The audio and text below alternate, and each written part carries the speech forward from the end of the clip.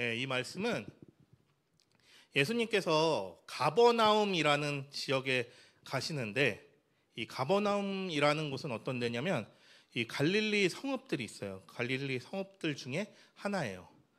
그래서 주로 유대인들이 많이 살고 있지만 이제 이방인들하고 함께 섞여 사는 지역이고 비교적 이제 가난한 지역이에요. 그래서 예수님께서 예루살렘에 올라가시지 않을 때는 거의 요 가버나움과 그 주변 뭐 갈릴리 그 성읍들에서 사역을 하셨다고 생각을 하시면 돼요. 그리고 어떻게 보면 예수님의 주요 무대다. 예, 이렇게 생각하면 쉽습니다. 그래서 예수님이 거의 뭐 대부분 그쪽에 계시니까 가버나움에 갔는데, 어떻게 보면 예수님의 사역 초기거든요. 마태복음 5장이잖아요. 이제 사역 초기예요. 그래서 아직 예수님께서 뭐 이렇게 크게 큰 일을 행하시지 않았고, 어떤 일들을 막 크게 막 하시지 않았고, 막 소문이 막 나고 막 이런 상황이 아닌데, 가버나움에 들어갔는데 백부장이 찾아왔어요. 어디서 소문을 들었는지. 소문을 듣고 찾아와서 자기 하인을 고쳐달라는 거예요. 이때 시대적인 상황이, 유다라는 나라는 로마 제국에 점령을 당한 상태예요. 그러니까 우리나라가 일본의 뭐 속국이었던 것처럼 로마 제국에게 점령을 당했고, 그때 당시가 로마가 엄청 큰 국가이기 때문에 이 백부장이라는 사람은 그 로마의 어떻게 보면 하나의 고위 관료 정도. 그러니까 지금으로 따지면 뭐 그냥 백부장 정도면 한 군대 한 중대장 뭐 이 정도 되는 사람인데, 사실 그때 당시에는 군인이라는 게 굉장한 권력을 갖고 있었기 때문에 그리고 그때 자유민하고 이제 노예의 비율이 한 1대3, 그러니까 자유민이 25%면은 다 나머지 75%는 다 노예였기 때문에 로마 시민인 경우도 별로 없었고, 그렇게 로마 시민이면서 뭐 장의 역할을 하는 사람들이 별로 없었기 때문에 이 백부장이 어떻게 보면 고위급 관료였을 거예요. 그 당시 상황으로 보면. 그래서 본인 하인이 중풍병에 걸렸대요. 중풍병에 걸렸으니까 예수님께 고쳐달라고 해요. 예수님은 그때 당시에 그냥 사람들이 보기에는 그냥 촌동네 청년이에요. 그 갈릴리 지방의 그냥 촌동네 청년이었고, 그리고 아버지가 목수인, 그러니까 그렇게 잘 사는 집안이 아니라 진짜 어떻게 보면 흙수저 집안에 정말로 그냥 동네 청년이었는데, 30살 이제 공생애를 시작하니까 30살, 31살 뭐 그 정도의 청년이었는데, 고위 관료가 와가지고 얘기를 하는 거예요. 주여 하면서. 주여라는 마일로드는 아니었고 그냥 로드라고 써 있거든요. 킹 제임스 버전 보면. 그러면은 뭐냐, 그냥 무슨 되게 지금으로 따지면 이제 사장님, 뭐 선생님, 뭐 이런 식으로 말하는 거나 비슷한 건데, 그거보다 더 그때 당시엔 귀족한테 쓰는 의미였기 때문에 조금 더 높은 의미로 썼을 거예요. 그래서 고위 관료가 와서 선생님, 사장님, 제 하인을 낫게 해주세요. 이렇게 얘기를 해요. 자기 하인만 낳을 수 있다면 막 머리를 조아리면서 예수님한테 얘기를 해요. 근데 예수님이 어떻게 하셔요? 예수님이 흔쾌히 내가 가서, 그러니까 7절 보면 내가 가서 고쳐주마라고 얘기를 해요. 그러니까 백부장이 뭐라고 그래요? 백부장이 우리 집에 오시지 않으셔도 된대요. 오시지 않으셔도 예수님께서 말씀 한마디로 고치실 수 있대요. 이제 일반적인 치유 기도는 그때 당시에도 뭐 손을 얹고 기도를 한다든가, 뭐 기적을 보일 때도 뭐 그 근처에서 기도를 한다든가 이랬는데, 백부장은 그 마음에 예수님이 공간을 초월하여 그 능력을 나타낼 수 있다는 그 믿음이 있었던 거예요. 그래서 본인도 이제 9절부터 얘기를 하는 게, 나도 상관을 모시는 사람이고 내 밑에 병사들이 있어서 이 사람 보고 하라면 하고 말라면 말고 또 오라고 하면 옵니다 라고 얘기를 하는데, 이 부분이 그냥 읽으면 아무것도 아닌 거지만서도 잘 생각을 해보면 되게 굉장한 의미가 돼요. 그 병이잖아요. 그 병도 예수님 말 한마디에 나음을 입을 수 있다는 거예요. 예. 그 모든 주권이, 그 병에 대한 모든 주권이, 그리고 이 세상에 있는 어떤 이런 흘러가는 일들에 대한 그 주권이 예수님께 있다는 거를 이 백부장이 그 유대 백성들이 아무도 알지 못하는, 그러니까 거의 대부분이 예수님 누군데라고 하는 상황에서 백부장이 와서 그 병의 나음과 병의 치료됨의 주권은 예수님께 있으니까 그냥 말만 하셔라. 나도 내 밑에 있는 사람들한테 말만 하면 되는 것처럼 그 주권이 예수님께 있으니 말만 하세요. 그러면은 예수님께 그 병들이 순종하고 나음을 입을 거예요. 라고 얘기를 하는 거예요. 그래서 예수님이 너무 기뻐하시는 거예요. 오히려 먼저 선택받은 그 유대 백성들은 이런 것을 깨닫지를 못하는데 이 백부장은 날 언제 봤다고, 내가 사역을 이렇게 많이 하지도 않았는데 날 언제 봤다고 이렇게 와가지고 자기 하인을 위해서 와서 이렇게 머리를 조아리면서 나에게 부탁을 하나? 그리고 내가 말했을 때 내가 말한 것보다도 더 나를 신뢰하고 나의 모든 그런 주권들이 나한테 있다는 걸, 그러니까 예수님께 있다는 걸 온전히 인정하는구나 라고 하면서 기뻐하셨거든요. 그래서 이게 이 마태복음 8장 5절의 일반적인 이제 해석이에요. 그래서 그 백부장의 믿음은 일반 유대인들이 부끄러워할 만큼 예수님을 온전히 인정하는 믿음이었고, 그 믿음으로 말미암아 하인이 나음을 얻었다. 이런 게 이제 일반적인 해석이고, 거의 대부분의 이제 말씀들이 이 내용을 가지고 많이 얘기하세요.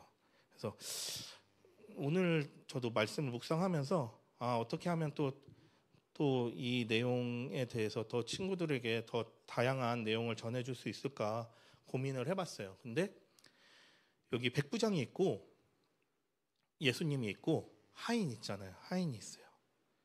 네. 하인 이렇게 셋이 있는데 이 중에 하인은 등장하지 않아요. 백부장하고 예수님만 등장해요. 근데 하인이 로마 시대 때는 하인이 정말로 가축 같은 존재였거든요. 그냥 물건이에요.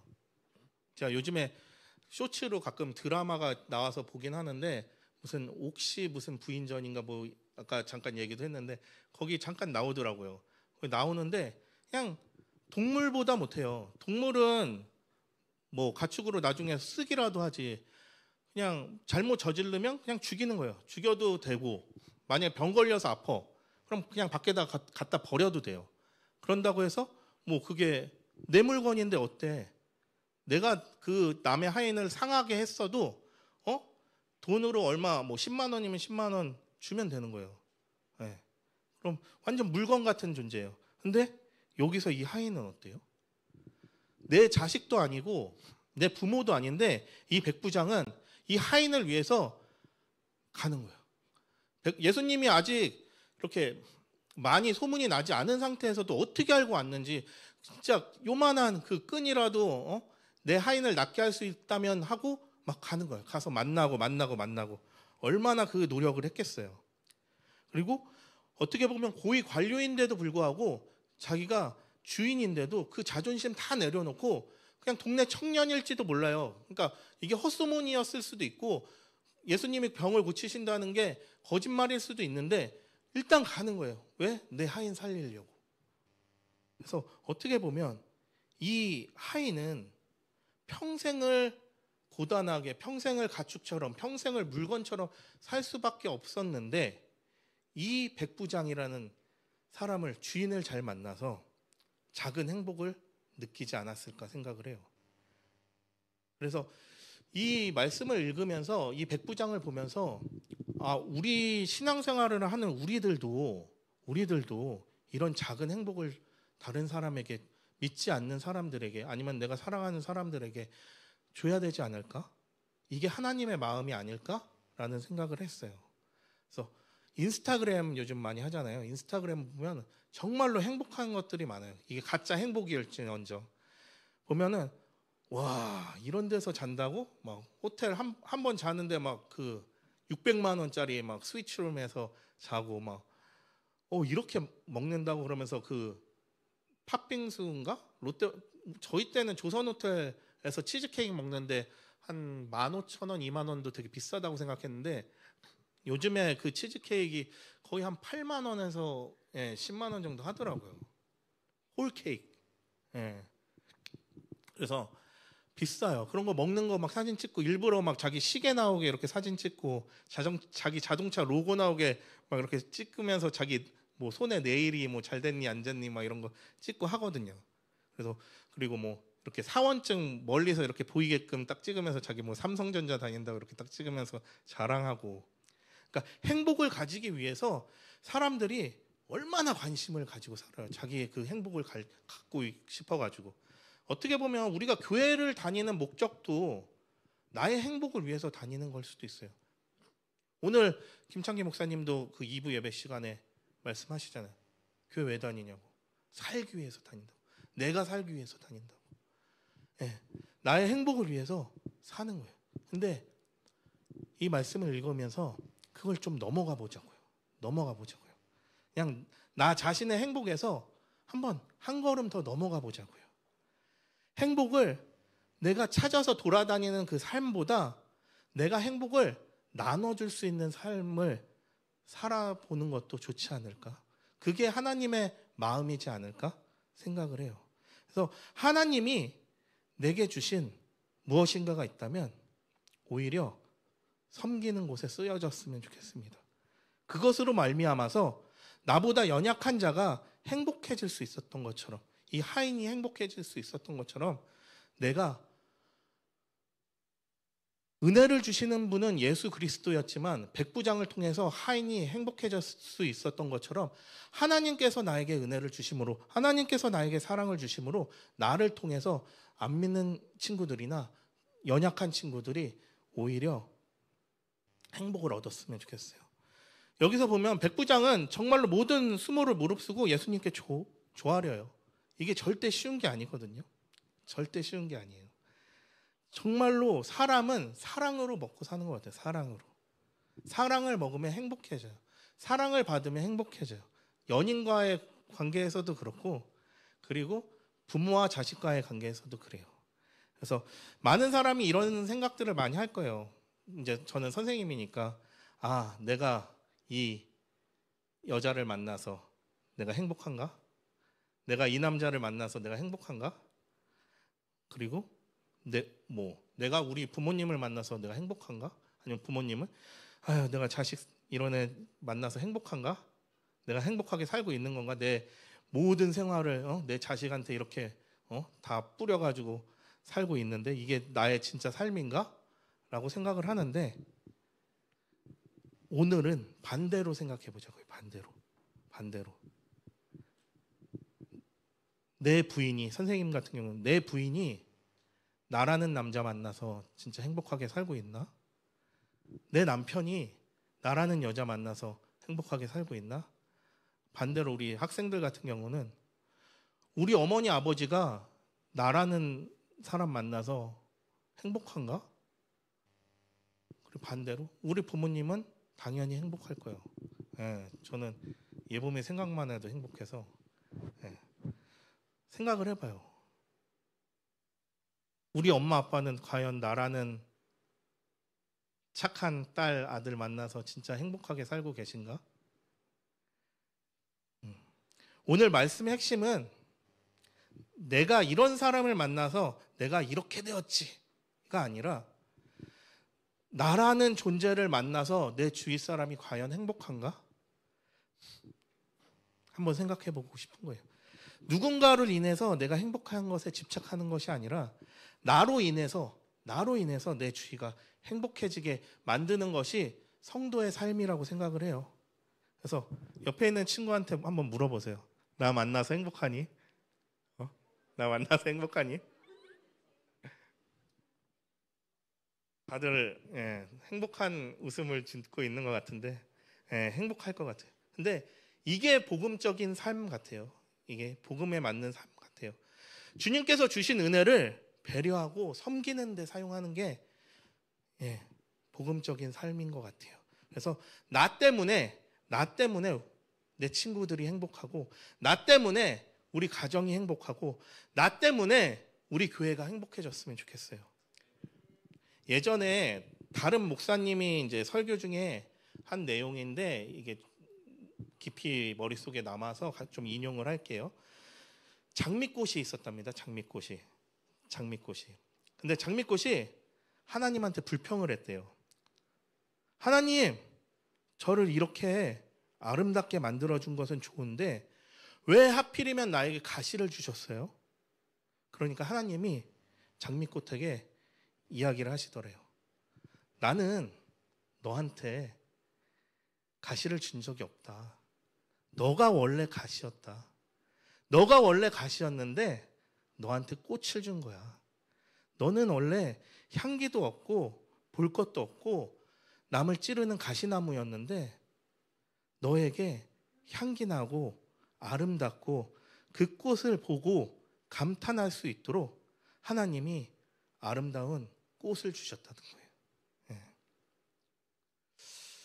거예요. 이게 좀 마음에 남았는데 우리의 인생이 그런 것 같아요. 어떻게 보면 가시나무 같은 인생이에요. 가시나무 같은 인생이에요. 막 누구가 오면 막 찌르고 누가 올까봐 경계하고 부러질까봐 경계하고 또 아무 감정도 없고 향기도 없고 볼품도 없는데 빼짝 말라 있는데 예수 그리스도께서 찾아오셔서 이 아무것도 없는 가시나무에게 찾아오셔가지고 하나님의 형상의 아름다움을 주시고 예수 그리스도의 향기를 주신 거예요. 남들에게 하나님의 아름다움을 선사할 수 있는 예수님의 향기로 사람들을 행복하게 할 수 있는 아름다운 장미꽃이 되게 하신 거예요. 그게 아름다운 장미꽃이 된 게 바로 나라는 존재예요. 얼마나 감사해요. 감사하죠. 그 행복을 나눠주세요. 나눠주세요. 나눠주세요.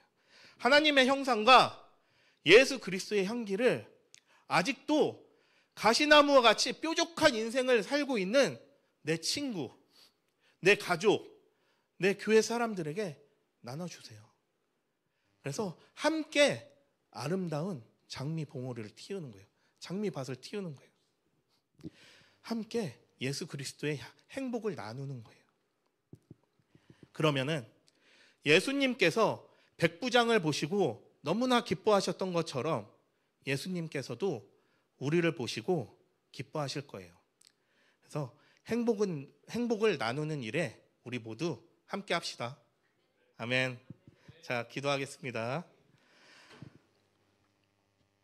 하나님 아버지 감사합니다. 오늘 백부장이 주님께 기도 부탁을 드리고 하인을 낳기 위해서 기도 부탁을 드리고 또 주님께서 역사하셔서 그 하인을 낳는 그 과정들을 배웠습니다. 하나님, 정말로 주님의 주권을 온전히 인정하여서 주님께서 모든 것에 주권을 갖고 있는 자 되심을 온전히 인정할 수 있도록 도와주시고 또한 주님께서 주시는 그 행복과 주님께서 주시는 그 예수 그리스도의 향기를 또 우리만 갖고 있는 것이 아니라 나의 친구, 나의 가족, 나의 주변에 있는 모든 사람들에게 나눠줄 수 있도록 도와주시옵소서. 우리가 주님의 그 사랑을 내 안에 품고만 있는 것이 아니라 정말로 예수 그리스도의 행복이 내게 너무 차고 넘쳐서 다른 사람들에게 그 행복을 기쁨으로 나눠줄 수 있도록 도와주시고 역사하여 주시옵소서. 예수님 이름으로 기도했습니다. 아멘.